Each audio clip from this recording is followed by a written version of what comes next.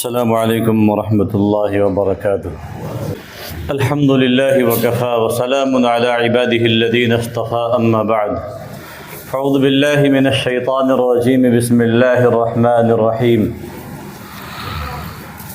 شہر رمضان الذی انزل فیہ القرآن ھدی للناس وبینات من الھدی والفرقان، صدق اللہ العظیم۔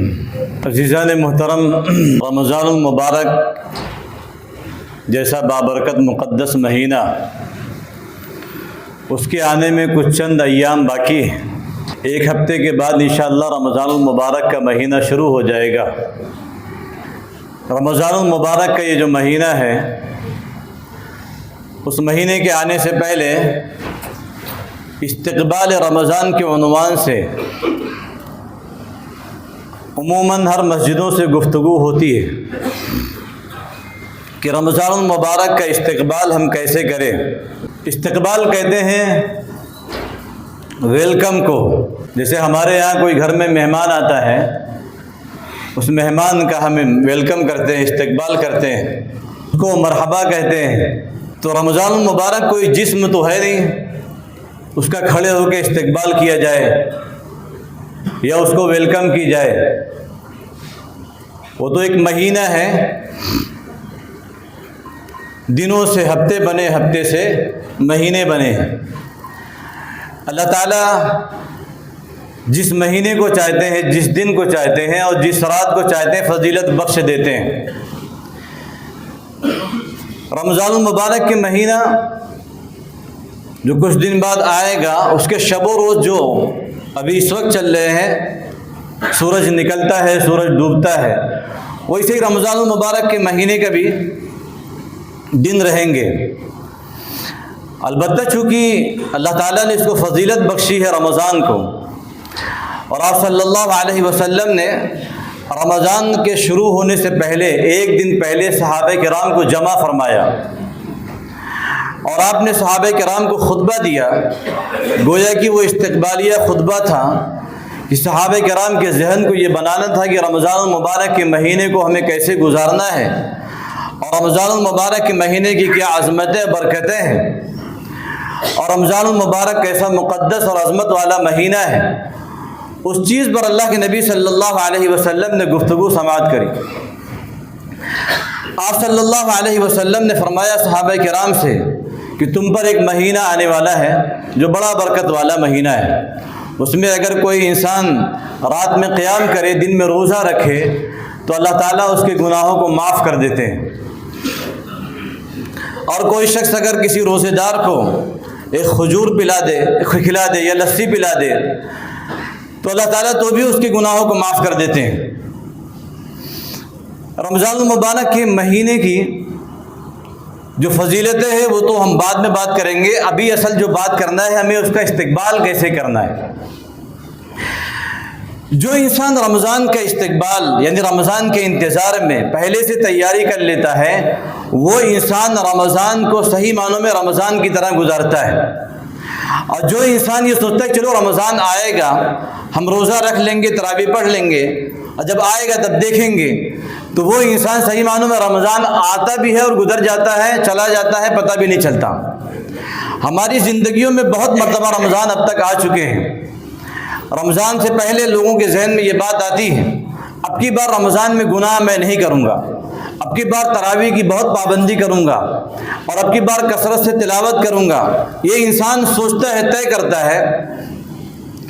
لیکن ہوتا یہ ہے کہ پھر جب رمضان آتا ہے 2-4 دن جوش رہتا ہے خوب۔ عموماً آپ نے دیکھا ہوگا سب مسجدوں کے اندر مصلی جو نماز پڑھنے والے، روزے رکھنے والے مسلمان حضرات کی تعداد اتنی بڑھ جاتی ہے کہ اب مسجدیں اپنی وسعت کے باوجود تنگ دستی کا شکایت کرنے لگتی ہیں کہ مجھے اور وسیع کرو۔ اپنی مسجد کے اندر جمعے کی جو کیفیت ہوتی ہے، مغرب کی نماز میں، حتیٰ کہ فجر کی بھی نماز میں، اندر کا حصہ فل، باہر کا حصہ بھی فل، اور باہر والے حصے سے باہر والا حصہ اس میں بھی چٹائیاں بچ جاتی ہیں۔ وہ جوش و خروش 2-3-4 دن کیوں رہتا ہے؟ اور 2-4 دن کے بعد باہر کی چٹائی پہلے سمیٹتی ہے، پھر اندر کی چٹائی سمیٹتی ہے، پھر دھیرے دھیرے جیسے جیسے رمضان قریب آتا ہے ویسے بیچارے وہ جو 2-4 10 15 20 مصلی رہتے ہیں نماز پڑھنے والے، پورے سال وہی رہ جاتے ہیں۔ اس کی وجہ کیا ہے؟ اصل میں اس کی وجہ یہ ہے کہ رمضان المبارک کیا جو مہینہ ہے ہم نے پہلے سے تیاری نہیں کی، اور آقا صلی اللہ علیہ وسلم کی آپ کی سیرت کو پڑھیں گے تو یہ معلوم پڑے گا آپ صلی اللہ علیہ وسلم رجب کے مہینے سے ہی رمضان کی عبادتوں کا، رمضان کے استقبال کا، رمضان کی تیاریوں کا، اس کے لیے آپ پہلے ہی سے اللہ تعالیٰ سے دعائیں مانگنا شروع کر دیتے تھے، تیار ہو جاتے تھے۔ پھر جب رمضان آتا تھا تو کوئی مشکل کام نہیں ہوتا تھا، عبادتوں کا کرنا،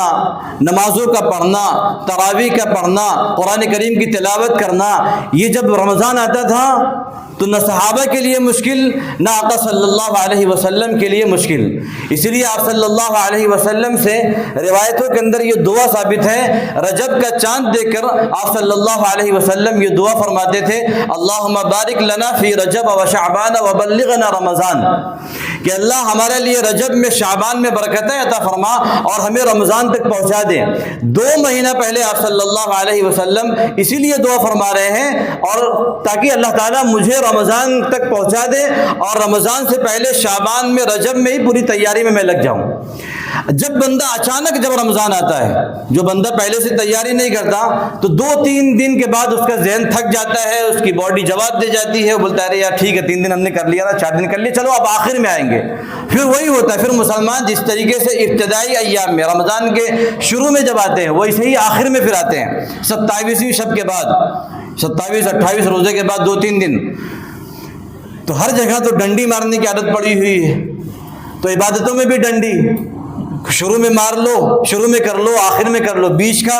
ٹھیک ہے بے، بیچ کا اللہ تعالیٰ معاف کر دیں گے، تو ایسی تھوڑی اللہ تعالیٰ معاف کر دیں گے۔ اس کے لیے صحابہ کرام کو آپ صلی اللہ علیہ وسلم پہلے سے تیاری کرنا۔ اب جیسے مثال کے طور پہ دنیاوی ہم مثال لیتے ہیں، ہمارے گھر میں اگر شادی بیاہ کا جب موقع آتا ہے تو شادی بیاہ کے موقع پر ہم پہلے سے تیاری کرتے ہیں۔ اگر جس لڑکے کا نکاح طے ہوا ہے، جس لڑکی کا نکاح طے ہوا ہے، 1 دن پہلے گھر والے بات چیت کرے، دوسرے دن نکاح رکھیں، تو وہ نکاح کرنا دوسرے دن انہی کے لیے آسانی ہے جو لوگ واقعی سنت طریقے پہ کر رہے ہوں۔ بھائی طے ہو گیا، نکاح ہو گیا، ختم۔ لیکن اب چونکہ ہمارے ہاں اتنی رسم و رواج قائم ہو چکی ہے، اگر ایک انسان آج نکاح کی تاریخ مقرر کیا اور دوسرے دن نکاح کی طے ہوئی کہ بھائی کل نکاح ہوئے گا، تو دوسرے دن نکاح کی تیاری میں اگر 1 دن پہلے وہ تیاری کرے گا تو کیا لگتا ہے آپ کو تیاری کر لے گا؟ شادی جب ہم مقرر کرتے ہیں اس کی تیاری ہمیں کم سے کم 3 مہینہ پہلے، 4 مہینہ پہلے گھر کا روغن ہے، گھر کی کلر کرانا ہے، اس کے بعد پھر بچوں کے کپڑے لانے ہیں، جہیز کے سامان تیار کرنے ہیں، زیورات لے کے آنے ہیں، ہال والے کو بک کرنا ہے، اور اس کے بعد کھانے والے کو آرڈر دینا۔ ایک چھوٹے سے پروگرام کے لیے اس کی 2 مہینہ پہلے تیاری چل رہی ہے، تب جا کے وہ صحیح معنوں میں ہم ایک شادی کر پاتے ہیں۔ رمضان جیسا مقدس مہینہ، پورے مہینہ ہمیں عبادت کرنا ہے، تو پورے مہینے اگر شیڈول ہم 1 مہینہ پہلے یا 15-20 دن پہلے نہیں تیاری کریں گے تو وہ انسان رمضان میں، صرف رمضان تو آئے گا، سب کے لیے آتا ہے، اور چلا جائے گا، اس کو پتہ بھی نہیں چل پائے گا اور عبادت کر بھی نہیں پائے گا، اور رمضان جانے کے بعد پھر افسوس کرے گا ارے میں نے تو ایسا نہیں کر پایا، ویسا ایسا کر لینا چاہیے تھا، ویسا کر۔ تو جو انسان رمضان کی برکتوں کو اور عظمتوں کو، فضیلتوں کو، اس کی نورانیت کو اور اللہ تعالیٰ کی رضا کو، نبی صلی اللہ علیہ وسلم کے طریقوں کو پکڑنا چاہتا ہو، اس انسان کو آج سے، ابھی سے یہ تیاری کر لینی چاہیے کہ مجھے رمضان کو صحیح معنوں میں رمضان کی طرح گزارنا ہے۔ اور یہ بات میں ہر سال یہ بتاتا ہوں کہ رمضان کو صحیح معنوں میں وہ بندہ صحیح طریقے سے گزار سکتا ہے جس نے پہلے سے تیاری کر لی ہو۔ پہلے سے تیاری کرنے سے مراد یہ ہے کہ جتنی ہماری ضروریات کی چیزیں ہیں، ظاہر سی بات ہے کہ ہم انسان ہیں، ہمارے ساتھ تقاضے ہیں، ہمیں بھوک لگتی ہے، پیاس لگتی ہے، ہمیں کپڑا پہننے کی ضرورت پڑتی ہے، وہ ساری چیزیں، ہمارے ساتھ بیوی ہے، بچے ہیں، وہ ساری ضروریات، لوازمات سب اللہ تعالیٰ نے ہمارے ساتھ وابستہ کر رکھی ہے، ان کو پورا کرنا ہماری ذمہ داری ہے۔ تو جب انسان عید کے کپڑے پہلے سے لے کے رکھے بچوں کے، میں نے الحمدللہ اپنے بھی کپڑے اور اپنے بچوں کے بھی کپڑے سارے، میں نے کہا بھائی رمضان سے پہلے یہ نہ رہے کہ بھائی چنا لے کے آنا ہے اور بیسن لے کے آنا ہے اور تیل باقی ہے اور ابھی اس کا دوپٹہ نہیں آیا، اس کی کنگن نہیں آیا، اس کا چپل نہیں آیا۔ میں نے کہا ساری جتنی لوازمات ہے وہ پہلے سے تیار کر کے رکھ لو اور ذہن یہ بنا لو کہ رمضان میں صرف اور صرف اللہ تعالیٰ کی عبادت کرنی ہے۔ اس لیے آپ صلی اللہ علیہ وسلم بستر کو لپیٹ دیتے تھے، آپ ایک مہینہ نہیں سونا ہے، اللہ کی عبادت کرنا ہے۔ آخری عشرے میں تو آپ کمر کس لیتے تھے، اور ہمارا آخری عشرے میں یہ ہوتا ہے کہ 20 رمضان کے بعد رمضان ختم۔ یہ ہوتا ہے اس لیے کہ ہم نے رمضان کے پہلے سے نہیں تیاری کر رکھی ہے۔ اور عموماً دیکھا گیا مارکیٹوں کے اندر 20 رمضان کے بعد سب سے زیادہ اگر کسی کی تعداد نظر آتی ہے خریدار کے مسلمانوں کی نظر آتی ہے، کیوں؟ انہوں نے تیاری نہیں کر رکھی پہلے سے۔ تو رمضان کا استقبال یہ ہے کہ پہلے سے آپ تیاری کر لو، یہ طے کر لو اگر کسی کے پاس پیسے نہیں ہے وہ قرضے لے لے کسی سے۔ اب یہ نہ سوچے چلو یار امام صاحب نے بڑا اچھا راستہ بتایا انہی سے مانگ لیتے ہیں، وہ کس سے کہیں گے؟ تو کسی سے اپنے تعلقات متعلقین والوں سے قرضے لے لو، جیسے عموماً ہم اپنے ضروریات کے لیے قرضے لیتے ہیں، اس کے لیے قرضے لے لو، بچوں کے کپڑے پہلے سے لے لو، تنخواہ نہ ملی ہو تنخواہ ایڈوانس لے لو 1 مہینے کی، ضروریات کو پورا کر لو آپ رمضان سے پہلے۔ دیکھو پھر رمضان کتنا مزے سے گزرتا ہے، آپ کو عبادتوں میں کتنی لذت آتی ہے۔ نہیں تو آپ کھڑے ہو کے تراویح میں امام صاحب اللہ اکبر نیت باندھے، ارے یار وہ بچے کا کپڑا رہ گیا ہے، ارے وہ بیوی نے بولی تھی چاول منگانے کے لیے، وہ ساری چیزیں آپ کے دماغ میں گھومتی رہے گی۔ اس لیے پہلے سے اپنے ذہن کو فارغ کر لو۔ کاروبار انسان کرتا ہے، کاروبار کی پلاننگ پہلے سے بناتا ہے، نہیں پیسے ہوتے قرضے لیتا ہے۔ تو کوئی بھی چیز انسان دنیاوی جب کرتا ہے پلاننگ پہلے سے ہوتی ہے تو کام آسان ہوتا ہے۔ جو انسان پلاننگ کے ساتھ کام نہیں کرتا اس کا کام پروگرام فیل ہو جاتا ہے۔ تو ہمیں رمضان اس بار انشاءاللہ پلاننگ کے ساتھ ہمیں کرنا ہے، پروگرام پہلے طے کر لینا ہے، بچوں کے کپڑے پہلے لے لینی ہے۔ دیکھو پھر رمضان کیسے گزرتا ہے، سب لوگ کریں گے انشاءاللہ۔ اللہ تعالیٰ سے دعا ہے کہ اللہ تعالیٰ ہم سب کو اس کی توفیق عطا فرمائے۔ تو میرے دوستو، رمضان المبارک کا جو مہینہ آ رہا ہے، اس مہینے کے اندر جو ہم عبادت کرتے ہیں وہ روزے کی شکل میں۔ روزہ ایک ایسی عبادت ہے کہ جو نظر نہیں آتی، نماز پڑھنا نظر آتا ہے، انسان مسجد میں جاتا ہے، تو یہ روزے کا جو معاملہ ہے، یہ روزہ کوئی ایسی چیز نہیں ہے کہ جو ہمیں دے دی گئی ہو اور امت محمدیہ کو، اس سے پہلے لوگوں سے روزہ نہ رکھوا کے۔ اس سے پہلے کا جو لوگوں کا روزے کا معاملہ تو اور بڑا سخت تھا۔ ہم تو رمضان میں جب روزہ رکھتے ہیں تو بات چیت بھی کر لیتے ہیں۔ پہلے زمانے کے جو لوگ روزہ رکھتے تھے بات چیت بھی نہیں کر سکتے تھے، اگر بات چیت کیے تو روزہ ٹوٹا۔ ہم تو صرف کھاتے پیتے تو ہی ہمارا روزہ ٹوٹتا ہے نا، یہاں تو بولنے کی اللہ تعالیٰ نے سہولت دے رکھی ہے۔ دوسری جو عبادت ہوتی ہے تراویح کی عبادت ہوتی ہے۔ اب تراویح کے متعلق جب پہلے سے انسان پروگرام نہیں بناتا تو پھر ڈھونڈتا ہے کون سی مسجد ایسی ہے جہاں 5 دن کی تراویح ہو رہی ہو، کون سی ایسی جگہ ہے جہاں 6 دن کی تراویح ہو رہی ہو۔ تراویح کا جو پڑھنا وہ مسنون ہے، سنت ہے، سنت سے قریب ترین طریقہ ہے وہ مسجد کے اندر پڑھنا ہے۔ ہال کے اندر، شادی میرج ہال میں جیسے رواج چل پڑی ہے، اکثر شادی ہالوں کے اندر کسی حافظ صاحب کو پکڑ کے لے کے آئے 6 دن کی تراویح، 5 دن کی تراویح، 10 دن کی تراویح۔ شادی ہالوں میں ہوتی ہے، مسجدوں میں تو بہت کم ہوتی ہے۔ اب وہ صاحب جو بیچارے ہمارے نوجوان ہیں وہ پہلے سے ذہن بنا کے رکھے بھائی 10 دن کی ایک فارمیلٹی ہمیں نہیں پوری کرنی ہے۔ ایک فارمیلٹی اگر پورا کرنا ہو تو بھائی 5 دن کی 6 دن کی تراویح پڑھ لو، پر فارمیلٹی پوری ہو گئی، رمضان گزر جائے گا، ختم ہو گیا۔ 5-6 دن کی تراویح تو ان لوگوں کے لیے جن کو کہیں سفر پہ جانا ہو، کچھ ایسے کام ہو جیسے دکاندار ہیں، کاروباری ہے بہت، یا نوکری ایسی ہے کہ بھائی اس کی ڈیوٹی نائٹ میں ہے، تو اس کے لیے بھائی ٹھیک ہے 5-6 دن کی تراویح آدمی مکمل کر لے۔ لیکن اس کے بعد بھی یہ حکم ہے کہ آپ کا تو قرآن مکمل ہوا لیکن تراویح کا پڑھنا ابھی بھی تو باقی ہے۔ آپ کی تو ایک سنت مکمل ہوئی، کیونکہ تراویح میں 2 چیزیں سنتیں ہیں، ایک تو قرآن کا پورا سننا اور دوسرے 20 رکعت تراویح پورے رمضان پڑھنا۔ تو اگر کسی نے 5 دن 6 دن پڑھ لیا اس کا مطلب یہ تھوڑی کہ چھٹی ہو گئی، اس کی تراویح معاف ہو گئی، تراویح تو اس کے ساتھ باقی ہی ہے۔ پھر اس کو چھوٹی سورہ تراویح چاہے گھر میں آگے پڑھے چاہے جماعت سے پڑھے، اس کے اوپر باقی رہے گی وہ۔ تو یہ ذہن سے اپنے نکالیں کہ ہمیں جو ہے تراویح 6 دن کی پڑھنی ہے 10 دن کی۔ یہ سوچیں کہ پورا 1 مہینے کی صرف بات ہے، کتنے دن کی؟ 1 مہینے کی بات ہے۔ 1 مہینے میں اکثر مسجدوں میں 27، کہیں 25، کہیں 26، کہیں 23، کہیں 22 قرآن کریم مکمل ہو جاتا ہے۔ ہم یہ طے کر لیں کہ ہم انشاءاللہ ایک مسجد کو پکڑیں گے، خاص کر کے ہم اپنے محلے کی مسجد، اپنے محلے کی مسجد کے ہم پکڑیں، کیونکہ مسجد میں جو ثواب ملے گا وہ آپ کو ہال کے اندر ثواب نہیں ملے گا۔ آپ کو میرج ہال کے اندر جو چل رہا ہے، رواج چل رہا ہے بھی اس میں ثواب نہیں ملے گا۔ مسجد کے اندر آپ آ گئے، آپ نے نیت کر لیا اعتکاف کی، جب تک آپ تراویح پڑھ لیں تب تک آپ کو اعتکاف کا بھی ثواب ملتا رہے گا۔ اب ہال کے اندر کتنے بھی اعتکاف کی نیت کریں گے وہ تو ہے نہیں مسجد نا، اس میں کیا ثواب ملے گا آپ کو؟ تراویح پڑھنے کا ثواب مل جائے گا، قرآن سننے کا ثواب مل جائے گا، لیکن جو مسجد کی فضیلت ہے وہ اس سے آپ محروم رہیں گے۔ اس لیے اپنے ذہن میں یہ چیز نکالے کہ ہمیں جو ہے حال کو نہیں، 10 دن والی تراویح نہیں، 10 دن والی تراویحوں کا تو یہ حال رہتا ہے کہ بیچارے حافظ صاحب وہ 5G کی سپیڈ میں بالکل پڑھتے ہیں، اور عموماً جو لوگوں کا ذہن بنا وہ پہلے سے لوگ ذہن بنا کے رکھتے ہیں۔ ابھی سے یہ ذہن بنا لیں، کیونکہ دنیا کا معاملہ یہ ہے کہ سب سے اعلیٰ کوالٹی کی چیزیں کہاں ملتی ہے، کس دکان پہ سب سے اچھا راشن ملتا ہے، کس دکان میں سب سے اچھا کپڑا ملتا ہے، ہم یہ تلاش کرتے ہیں نا دنیا کے معاملے میں۔ اگر کوئی گھٹیا سامان دیتا ہے اس کی دکان ہم چھوڑ دیتے ہیں۔ دین کے معاملے میں، تراویح کے معاملے میں یہ دیکھتے ہیں کہ ارے کون سے حافظ صاحب پہلے ختم کرتے ہیں، ارے وہ کہاں کتنے بجے کہاں نماز پڑھتے ہو، تراویح کہاں پڑھتے ہو، فلاں مسجد میں، کتنے بجے ختم ہوتی، ارے 9:45 بجے، ایک بتا رہا ہوں ٹائم، اچھا ارے یار ہمارے امام صاحب تو 11 بجے ختم کرتے ہیں، 9:45 بجے، یہاں تو 11 بج جاتا ہے، تو چلو ٹھیک ہے کل سے میں وہیں آتا ہوں 9:45 بجے۔ بعض مرتبہ تو لوگ 5 منٹ کے لیے مسجد کو چھوڑ دیتے ہیں، یہاں 9:45 بجے، اچھا وہاں تو 40 پہ ختم ہو رہی ہے، 5 منٹ، چلو کل سے وہاں چلیں گے۔ دین کے معاملے میں یہ ہمارا ذہن بنا ہوا ہے، اور جو جتنا اسپیڈ سے پڑھتا ہے ماشاءاللہ کتنی اسپیڈ ہے ان کے اندر، چاہے ایک حرف سمجھ میں آئے یا نہ آئے۔ ٹھیک ہے بہت آہستہ بھی نہیں پڑھنا چاہیے قرآن کریم، کیونکہ ہمارے ہاں یہ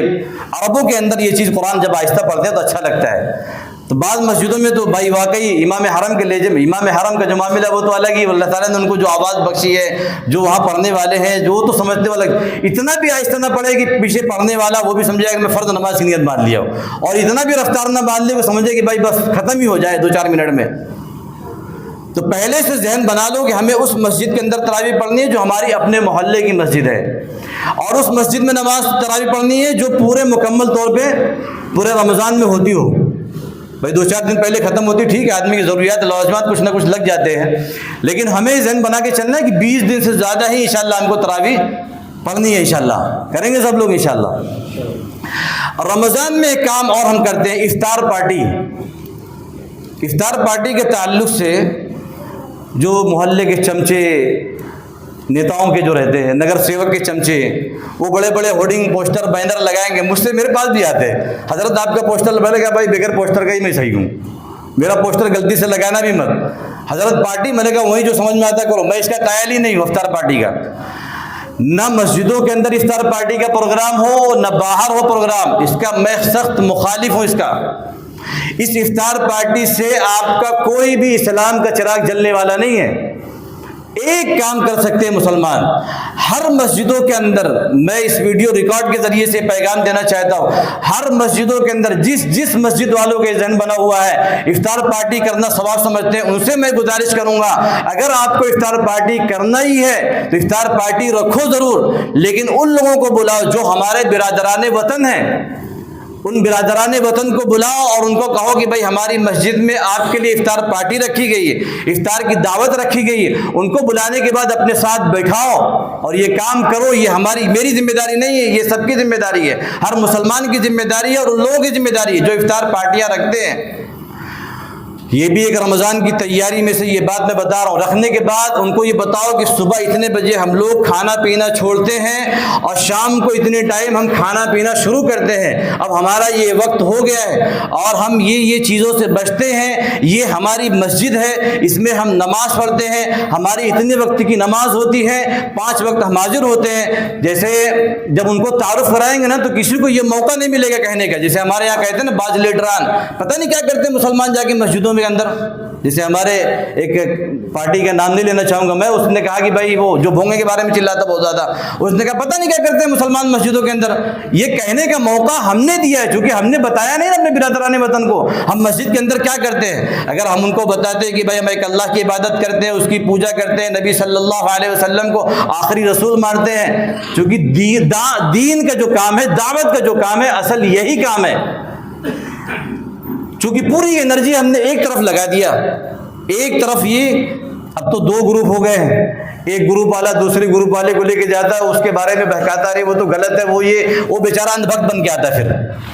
ایک گروپ کا مخالف بن جاتا ہے۔ وہ دعوت و تبلیغ کا اور اصل جو ایمان کا جو کام تھا، وہ اسلام کا جو کام تھا، جس کو متعارف کرانے کی ضرورت تھی، وہ ہمارا برادران وطن کے ساتھ میں، چونکہ ہم کوئی عربستان سے تھوڑی آئے تھے، ہم کوئی عربستان سے آئے تھے،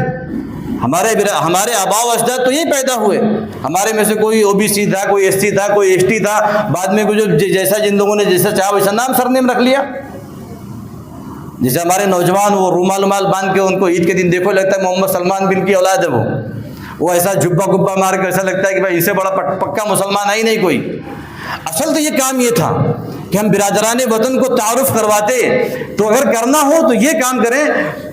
افطار پارٹی رکھیں، برادران وطن کو بلائیں، اور ہر مسجد کے لوگ یہ کام کریں، اور بلانے کے بعد یہ کہیں کہ دیکھو ہمارا یہ ممبر ہے، اس ممبر سے آلتو فالتو باتیں کوئی نہیں ہوتی، دعوت کی بات ہوتی ہے، دین کی بات ہوتی ہے، اللہ رسول کی بات ہوتی ہے، اسلام کی بات ہوتی ہے، امن کی بات ہوتی ہے، بھائی چارگی کی بات ہوتی ہے، یہ کام ہوتا ہے۔ اور مصلی پہ ہمارے امام صاحب کھڑے ہوتے ہیں، اور یہ مسجد میں صف لگتی ہے، اور صفوں کے اندر کوئی نہ بڑا نہ کوئی چھوٹا، نہ کوئی امیر نہ کوئی غریب نہ کوئی فقیر، جو پہلے کھڑا ہو گیا وہ اس کی جگہ۔ اگر محمد بن سلمان بھی کھڑے ہو گئے، ان کے بغل میں کوئی آگے کھڑا ہو گیا، کوئی عرب کا کوئی بدو یا کوئی مزدور انڈیا کا، تو بھی محمد بن سلمان کی ہمت نہیں ہے اس کو سب سے ہٹا دے۔ وہ یہ اسلام کی خاصیت ہے، یہ اسلام کا تعارف ہے۔ تو اگر یہ کام ہم کرتے میرے دوستوں، تو کسی کو کہنے کی جرات نہ ہوتی کہ پتہ نہیں کیا کرتے ہیں لوگ مسلمان جا کے وہاں مسجدوں کے اندر۔ تو اگر کسی نے پہلے سے پروگرام بنایا ہوگا، بہت ہو چکی، جوتیاں چاٹنا، تلوے چاٹنا، بینر لگانا، افطار پارٹی کرنا، مارو ان سب کو ختم کرو، یہ کام کرو، بلا برادران وطن کو، کریں گے سب لوگ انشاءاللہ۔ دیکھو پھر کیسے لوگ متاثر ہوتے، کیسے کہیں گے ہاں بھائی ہے، کیونکہ اسلام کے اندر اللہ تعالیٰ نے وہ تاثیر رکھی ہے۔ اگر صحیح معنوں میں اس کا تعارف ہو جائے، صحیح معنوں میں تصویر دکھا دی جائے، صحیح معنوں میں امیج دکھا دی جائے، تو دیکھو کیسے لوگ کھینچے چلے آتے ہیں۔ کتنے ایسے لوگوں نے جو پروگرام کیا مسجدوں کے اندر رمضان کے علاوہ، ان کو جب بتایا تو وہ لوگ کہتے تھے ارے ہم کو تو کچھ اور بتایا گیا تھا، یہاں تو کچھ اور ہوتا ہے، یہاں تو کچھ اور چیز پیش کی جا رہی ہے، یہاں تو کچھ اور چیز بتائی گئی ہے، یہ تو کتنی اچھی چیز ہے، ہم کو چھپا کے رکھا گیا تب تک، ہم سے تو چھپا کے رکھا گیا، ہم کو بتایا نہیں گیا۔ تو یہ ان لوگوں کے تاثرات ہیں جو میڈیا پہ آ کے ان لوگوں نے خود بیان دیے۔ اور یہ کام اگر مسلمان اپنی مسجدوں کے ساتھ، اپنے نمازوں کے ساتھ، اپنے مدرسوں کے ساتھ، اپنے تشخص کے ساتھ، اپنی پہچان کے ساتھ، اپنے داڑھی ٹوپی کے ساتھ اگر اس ملک میں رہنا چاہتے ہوں، تو مسلمانوں کو یہ کام کرنا پڑے گا۔ یہ کام ہماری اور آپ کی اور تمام مسجدوں کے مدرسوں کے تحفظ کا ذریعہ ہے۔ اس لیے کہ ایک طرف بہت تیزی کے ساتھ میں یہ کوشش کی جا رہی ہے برادران وطن میں نفرت پھیلانے کی، دوسری طرف مسلمانوں کی الحمدللہ یہ تصویریں آ رہی ہے کہ مسلمانوں نے محبت کا، بھائی چارگی کا، یہ امن کا، سکون کا ان لوگوں نے پیغام دیا ہے۔ جہاں ایک طرف یہ پابندی لگا دی گئی کہ مسلمان یہاں بزنس نہیں کر سکتے، کاروبار نہیں کر سکتے، وہیں جب بھگدڑ ہوئی تو مسلمانوں نے اپنی مسجدوں کا، اپنے مدرسوں کا، اپنے گھروں کا، اپنے کمروں کا، سب کا دروازہ کھول دیا، ویلکم کہا اور اسلام کی سچی تصویر پیش کیا۔ یہ بہت اچھی بات ہے۔ تو یہی چیز مسلمان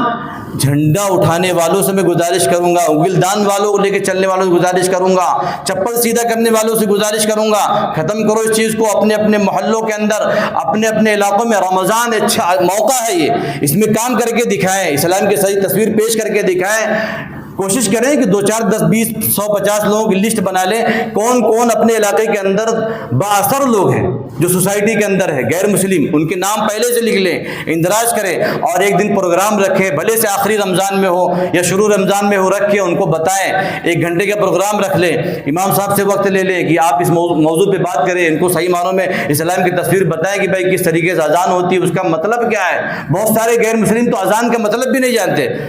اس لیے ان کو اعتراض کرنے کا موقع ملا کہ مسلمان اللہ اکبر کہتے ہیں، یہ اکبر بادشاہ کو دن میں 5 مرتبہ پکارتے ہیں، ابھی بھی یاد کرتے ہو، جبکہ اللہ اکبر اللہ بڑا ہے، اس کا صحیح معلوم ہم نے تعارف نہیں کرایا ہے۔ اذان کے اوپر ہے، جیسے ایک علاقے کے اندر کچھ لوگوں نے، غیر مسلموں نے جا کے تھانے کے اندر رپورٹ لکھا دی، ایک گاؤں تھا، کچھ غیر مسلم کے تھے برادران وطن، ان کو یہ اعتراض ہوا کہ مسلمان جو ہے فجر کی نماز میں کہتے ہیں اسلحہ خیریت سے پہنچ گیا۔ کیا پہنچ گیا؟ اسلحہ خیریت سے پہنچ گیا۔ ہر فجر کی نماز میں صبح ہم لوگ تو سوچتے رہتے ہمارے اپنی جان کا خطرہ ہے، اب وہ پولیس والوں نے بلایا سب کو، اس علاقے کے مسلمانوں کو، بھائی یہ کہاں اسلحہ خیریت سے پہنچ رہا ہے بتاؤ؟ انہوں نے کہا انسپکٹر صاحب ہم اسلحہ کہاں پہنچائیں گے، ہم تو فجر کی نماز میں کہتے ہیں الصلاۃ خیر من النوم، اس کا مطلب یہ ہوتا ہے کہ نیند سے بہتر نماز ہے، یہ عربی ورڈ ہے، اور انہوں نے غلط سنا، غلط سمجھا پورا نماز کا۔ پھر جب اس کا اذان کا پورا تعارف کرایا ان لوگوں نے، ہماری اذانوں و نمازوں سب سے زیادہ اعتراضات ہیں۔ ابھی رات میں ہی ہمارے ساتھ ہمارے جابر خان صاحب، میں تقریباً ڈیڑھ گھنٹہ پولیس چوکی میں ماتھا پوڑی کر کے آئے لاؤڈ اسپیکر کو لے کے، کیونکہ یہ ہم نے تعارف کرانے کا ہمارا کام تھا، ہم نے نہیں کرا پایا۔ اذانوں کا مطلب بتاتے، بہت سارے غیر مسلم جن کو پتہ ہے خدا کی قسم آ کے کہتے ہیں اذان کا کیا معنی ہے، کتنا اچھا لگتا ہے جب میں معنی سوچتا ہوں۔ مسلمان جو ہے ایک اللہ کی عبادت کرتا ہے اور کتنے پیار سے بلاتا ہے وہ سب کو، اور کسی ایک مخصوص طبقے کو نہیں، مسلمانوں کو نہیں، بہت سارے لوگوں کو بلاتا ہے، جتنے لوگ جتنے انسان سب کو بلاتا ہے اور کامیابی کی دعوت دیتا ہے۔ یہ غیر مسلم کے تاثرات جو خود اپنی زبانیں ان لوگوں نے کہا ہے، کرنے کے کام ہمارے یہ سب تھے، ہم کرنے کے کام رمضان میں کچھ اور کرتے ہیں، ہم سمجھتے ہیں کہ بھائی یوں ہی بس رمضان آیا، روزہ رکھ لیا، تراویح پڑھ لی اور چلا گیا، ختم ہو گیا۔ نہیں میرے دوستو، کچھ نہ کچھ پیغام لے کے آتا ہے رمضان، اس پیغام کو ہمیں عام کرنے کی ضرورت ہے، تو کریں گے سب لوگ انشاءاللہ۔ یہ کام تو انشاءاللہ طے کر لیجیے آپ، ہمارے اس پیغام کو پہنچائیں گے، ہر مسجدوں میں افطار پارٹی کو رکھنا ہے، برادران وطن کو بلانا ہے، اسلام کا تعارف کرانا ہے، اس کے لیے 100 200 400 500 خرچ ہوتے ہیں ایک آدمی کے اوپر، وہ بھی کرے، ہدیہ تحفہ دینا پڑتا ہو دے، دیکھیں کیسے محبت کا، امن کا، بھائی چارگی کا پیغام پہنچتا ہے، اور ہمارے علاقے کے اندر ایسے کئی نفرتی چنٹو موجود ہوں گے، وہ بھی شرمسار ہوں گے، یار میں نے تو ان لوگوں کو یہ سمجھایا تھا اور مسلمانوں نے بلا کے یہ سمجھا دیا، انہوں نے صحیح معنوں میں اسلام کی تصویر پیش کر دی اور صحیح معنوں میں ان کو اس چیز معلوم پڑ گئی، تو وہ وہیں ہار جائیں گے۔ اور یہ کام میرے دوستوں ہم سب اگر کر لیے تو انشاءاللہ اس ملک کے اندر سے جو نفرت کی چنگاری پھوٹ رہی ہے وہ بجھ جائے گی، کیونکہ بھائی چنگاری اگر جل رہی تو اس کو بجھانا پڑے گا، بجھانے کے لیے محبت ہی ہے اور کوئی دوسری چیز نہیں ہے۔ اس کے لیے ہمارے پاس اللہ تعالیٰ نے بڑا اچھا موقع دیا، رمضان کا مہینہ، کریں گے سب لوگ انشاءاللہ۔ تعالیٰ سے دعا اللہ تعالیٰ ہمیں عمل کرنے کی توفیق عطا فرمائے۔ وآخر دعوانا